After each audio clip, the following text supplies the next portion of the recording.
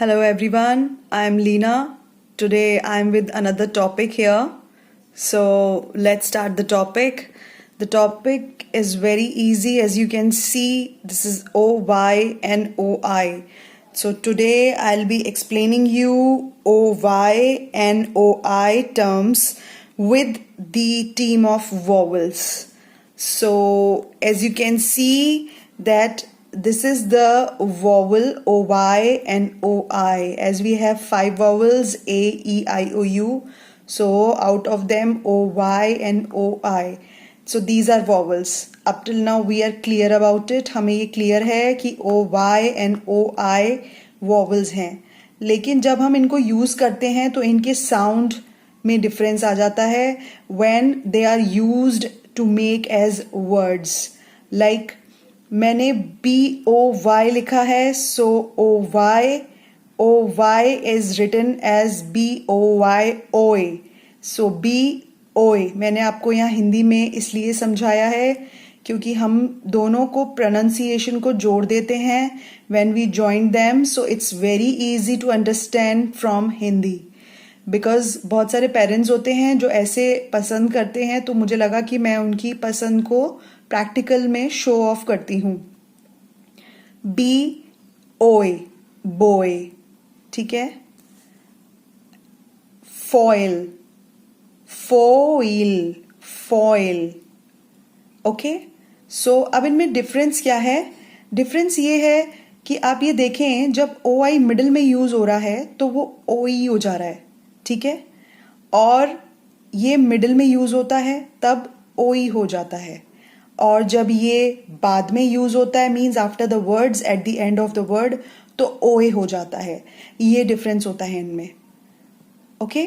So to move forward for the another activity here.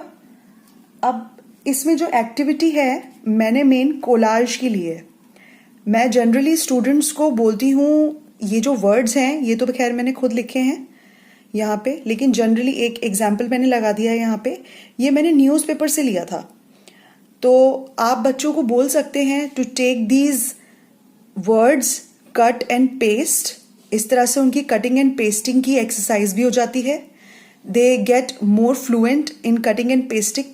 So join, मैंने ये cutting की एक लगाई न्यूज़पेपर से कट करके. बाकी के मैंने ये I have written on my own. So you can tell them cut and paste the words which are ending and which are having OI and OY. So I have chosen all these words. अब इनका pronunciation कैसे करेंगे? Pronunciation भी मैं आपको बता देती हूँ. जैसे ये मैंने ये प्रैक्टिस किया है. ऑफ कोर्स आप इस डिज़ाइन पे ना जाइएगा क्योंकि ये एक्चुअली थोड़ा सा ख़राब हो गया था.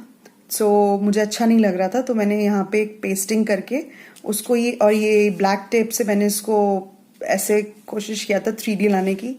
सो I didn't have much time to do that, but I thought कि कोई कॉर्नर है जो ख़राब लग रहा है, so I try to make it over. Okay. So up shall we start with these pronunciations? Employ लिखा है, ठीक है. तो मैंने employ, ठीक है. Next is dist, जहाँ पे OY, roy, ठीक है. ऐसे ही invoice, invoice, ठीक है. आप अगर स न भी लगाएं यहाँ पे, सो इनवॉइस, ठीक है. ये डिफरेंस होता है. आप देखिए, जब OI बीच में आ रहा है तो OE हो जाता है, और जब बाद में आता है तो OE हो जाता है.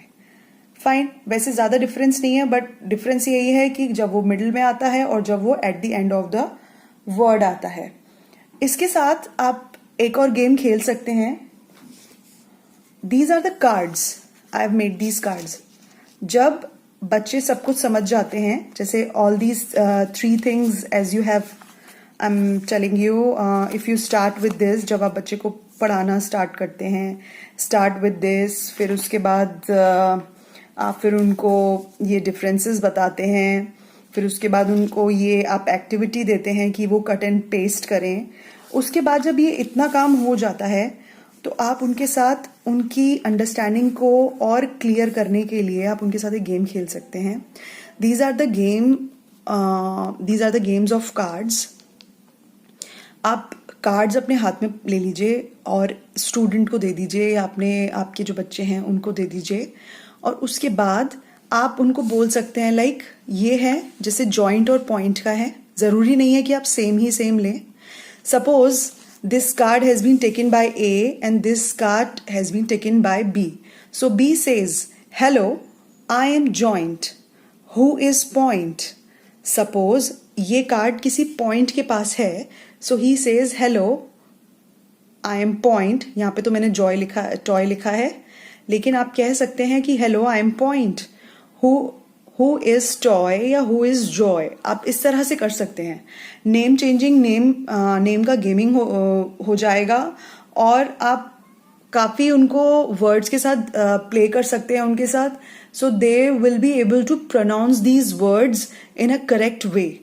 अभी सपोज जैसे ये लिखा है, मैं फिर से बताती हूँ, जैसे सपोज ये वाला मेरे पास है, ठीक है, और ये वाला किसी और के पास है, like I am A and the another person is B. So I say, hello, I am joint. Who is point? Suppose this person is point, so he will say, I am point. Hello, I am point. Who is joy? Okay, and suppose he is not point. I am toy. Where is joy? Means every person has their name with the cards. Suppose I am joint. I am joint. Just tell them to forget about their names. Okay, so they will be able to understand these names, and in this way their vocabulary will be enhanced. उनकी vocabulary बढ़ेगी, बहुत अच्छे से सीखेंगे ये वाले words। आप ये activity different ways में कर सकते हैं। ये card activity is always helping the kids to improve their vocabulary। ये vocabulary game बहुत अच्छा है with these cards। Do try these activities. Thank you to watch my videos and for your support. Once again, I request you, if you are new subscriber, so please subscribe my channel and press the bell icon so that you can get more updates from my channel.